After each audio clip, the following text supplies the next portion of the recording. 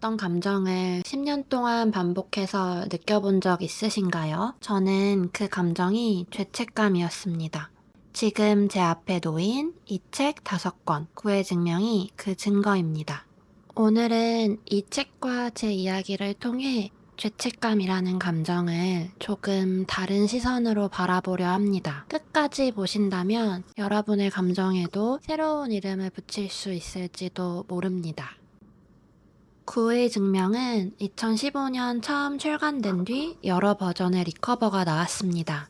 정말 좋아하는 최진영 작가님의 책이라 달라진 표지를 모두 모으고 싶은 소장욕도 있었어요. 최진영 작가님의 책이 나오면 여러 권을 사서 주변에 선물을 하는 편이에요. 그때마다 그 책을 읽을 지인들을 생각하며 책을 다시 읽어요.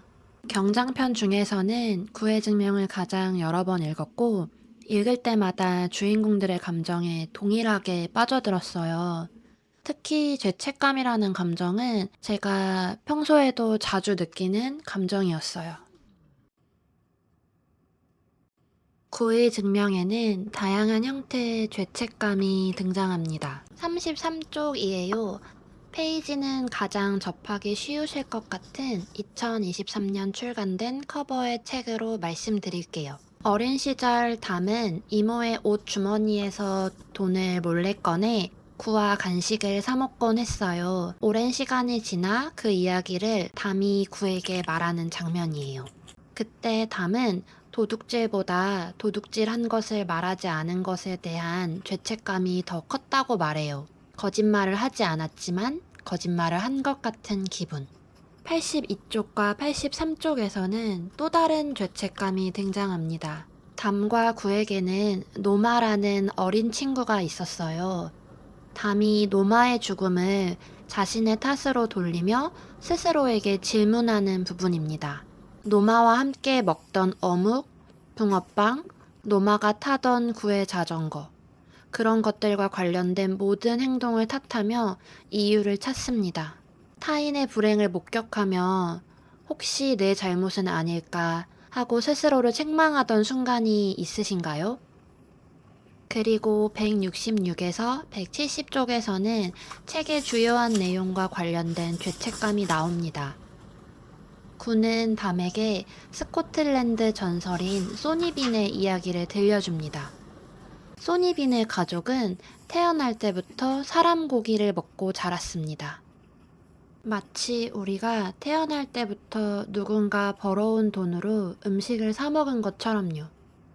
소니빈 이야기는 구가 죽은 후 담이 구를 먹는 행위와 포개집니다. 소니빈 가족에게 시기는 자연스러운 것이 없기에 후회도 반성도 죄의식도 없었다고 합니다. 죄책감을 느끼는 것이 오히려 비상식적인 일이 되는 세상의 이야기. 지금 내가 느끼는 이 죄책감도 어떤 세상에서는 절대 느낄 수 없는 감정일 수도 있지 않을까요? 저는 사실 죄책감을 아주 자주 느끼는 사람입니다. 어떤 잘못을 직접 저질렀을 때뿐만 아니라 누군가 힘들어하는 모습을 보기만 해도 혹시 내가 뭘 잘못한 건 아닐까? 하고 스스로를 탓하게 됩니다. 그런데 곰곰이 생각해보면 이 죄책감에는 저 스스로도 잘 인식하지 못했던 오만함이 숨어 있더라고요. 내가 무언가 대단한 영향을 끼칠 수 있는 사람이라고 착각하기 때문에 죄책감이 생기는 것 같아요. 마치 내가 누군가의 삶을 뒤흔들 만큼 큰 힘을 가진 존재라고 믿기 때문에 그 책임을 홀로 떠안으려는 거죠. 하지만 사실 저는 그렇게 큰 힘을 가진 사람이 아닙니다. 내가 어쩌지 못하는 일들이 세상에는 훨씬 많고 누군가의 불행을 전부 제 탓으로 돌릴 만한 힘은 제게 없어요.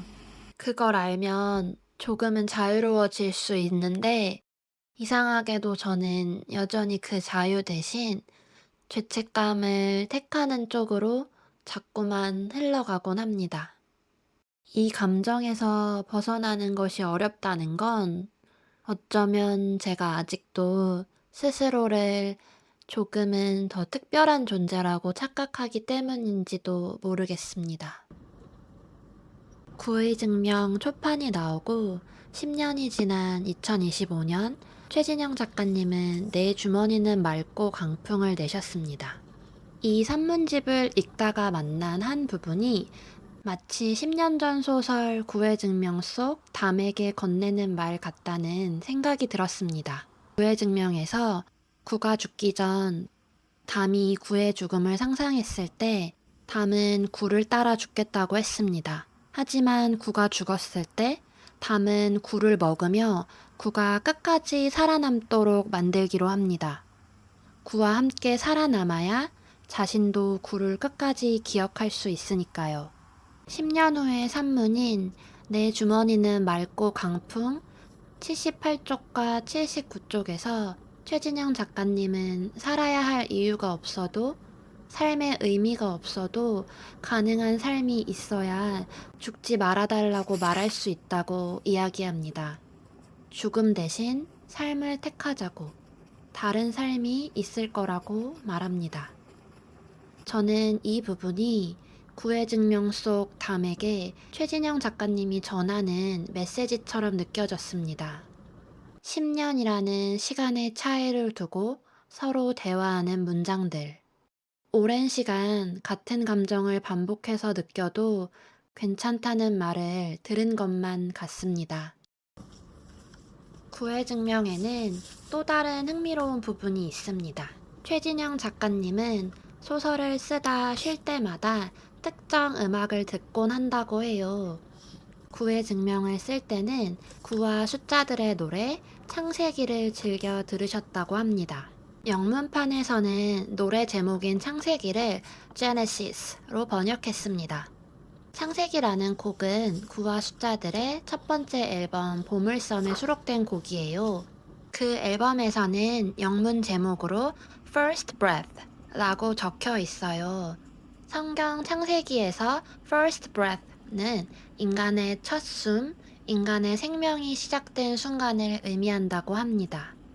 최진영 작가님의 구의증명 영문판 Hunger 속 작가의 말에서 Nine and Numbers Genesis를 유튜브에 검색한 누군가가 제 영상에 닿을 수 있기를 바라며 이 영상의 설명란에 그동안 최진영 작가님의 북토크나 지면을 통해 알게 된 작가님의 소설 테마곡을 적어두겠습니다.